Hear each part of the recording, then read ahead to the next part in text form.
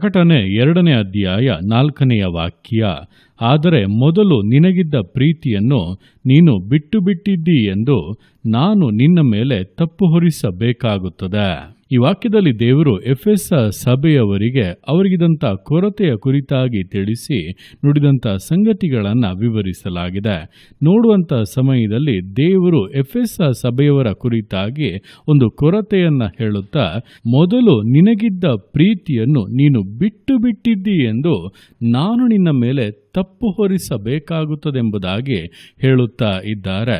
ಅಷ್ಟು ಮಾತ್ರವಲ್ಲ, ಆದುದರಿಂದ ನೀನು ಎಲ್ಲಿಂದ ಬಿದ್ದೀಯೋ ಅದನ್ನು ನಿನ್ನ ನೆನಪಿಗೆ ತಂದುಕೊಂಡು ದೇವರ ಕಡೆಗೆ ತಿರುಗಿಕೋ, ನೀನು ಮೊದಲು ಮಾಡುತ್ತಿದ್ದಂಥ ಕೃತ್ಯಗಳನ್ನು ಮಾಡು ಎಂಬುದಾಗಿ ತಿಳಿಸುತ್ತಾ ಇದ್ದಾರೆ.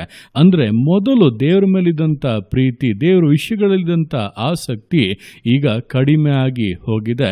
ಅದು ಏನು ದೊಡ್ಡ ವಿಷಯವ? ಎಲ್ಲರೂ ಕೂಡ ದೇವರ ಮೇಲೆ ಅಷ್ಟು ಆಸಕ್ತಿಯಿಂದ ಇಲ್ಲವಲ್ಲ, ನಾನು ಕೂಡ ಹಾಗೆ ಇದ್ದು ಬಿಡುತ್ತೇನೆ ಎಂಬುದಾಗಿ ಅನೇಕರು ತಮ್ಮನ್ನು ಇತರರ ಹಂತಕ್ಕೆ ಅಥವಾ ಇತರರ ರೀತಿಯಲ್ಲಿ ಬದಲಾಯಿಸಿಕೊಂಡು ಬಿಡುತ್ತಾರೆ. ಆ ಸೇವಕರು ಮಾಡುತ್ತಾ ಇಲ್ಲ, ಈ ಸೇವಕರು ಮಾಡುತ್ತಾ ಇಲ್ಲ, ನಾನು ಮಾತ್ರ ಯಾಕೆ ಮಾಡಬೇಕು?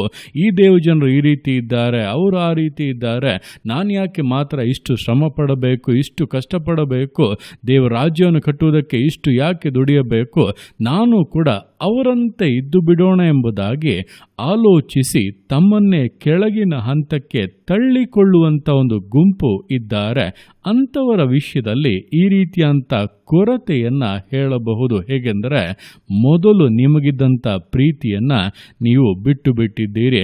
ಅದು ಬೇರೆಯವರನ್ನು ನೋಡಿ ಆಗಲಿ, ಅಥವಾ ಒಂದು ನಿರಾಸೆಯಿಂದ ಆಗಲಿ, ಅಥವಾ ಒಂದು ಬೇಸರದಿಂದ ಆಗಲಿ, ಬೇರೆ ಯಾವುದೇ ಕಾರಣದಿಂದ ಆಗಲಿ ನೀವೊಂದು ಹಂತದಲ್ಲಿ ಇದ್ದೀರಿ. ಆದರೆ ಅಲ್ಲಿಂದ ಕೆಳಗೆ ಬಿಟ್ಟಿದ್ದೀರಿ. ನಿಮ್ಮ ಪ್ರೀತಿ ಕಡಿಮೆ ಆಗಿ ಹೋಗಿದೆ.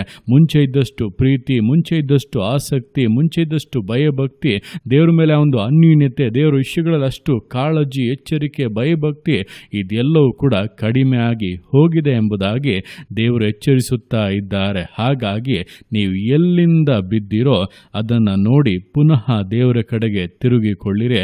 ಅವರು ಮಾಡುತ್ತಾರೆ, ಇವರು ಮಾಡುತ್ತಾರೆ ಎಂಬುದಾಗಿ ಅವರನ್ನಿಟ್ಟುಕೊಂಡು ದೇವರು ನಿಮ್ಮನ್ನು ಲೆಕ್ಕ ಕೇಳುವುದಿಲ್ಲ.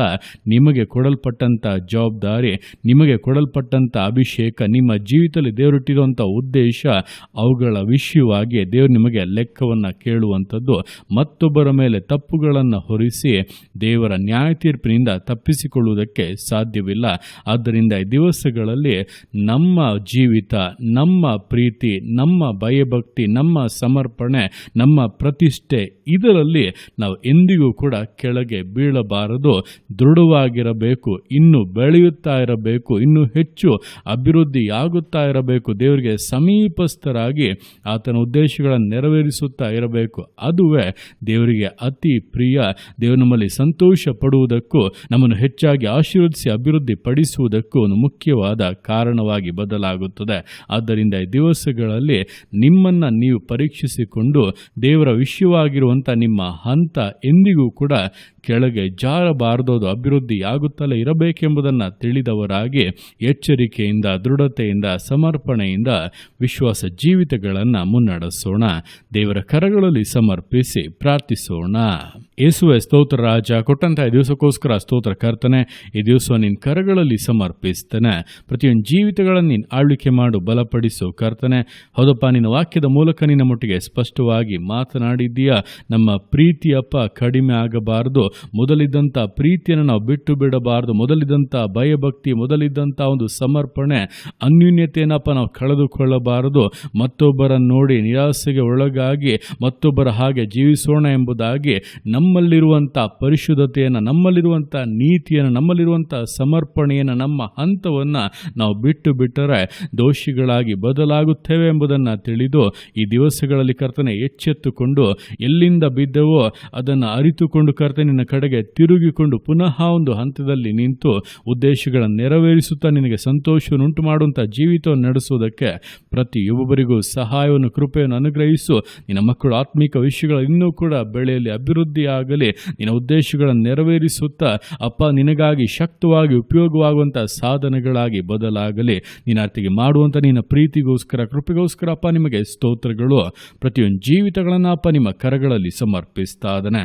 ಆಶೀರ್ವದಿಸು, ಮಾನಿಸು, ಘನಪಡಿಸು. ಎಲ್ಲ ನಿಮ್ಮ ಕರಗಳಲ್ಲಿ ಸಮರ್ಪಿಸಿ ಎಲ್ಲ ಸ್ತುತಿಯನ್ನು ಮಾತ್ಮನಿನೊಬ್ಬನಿಗೆ ಸಲ್ಲಿಸಿ ಯೇಸುವಿನ ನಾಮದಲ್ಲಿ ಬೇಡುತ್ತೇನೆ ನಮ್ಮ ತಂದೆಯೇ. ಆಮೇನ್, ಆಮೇನ್.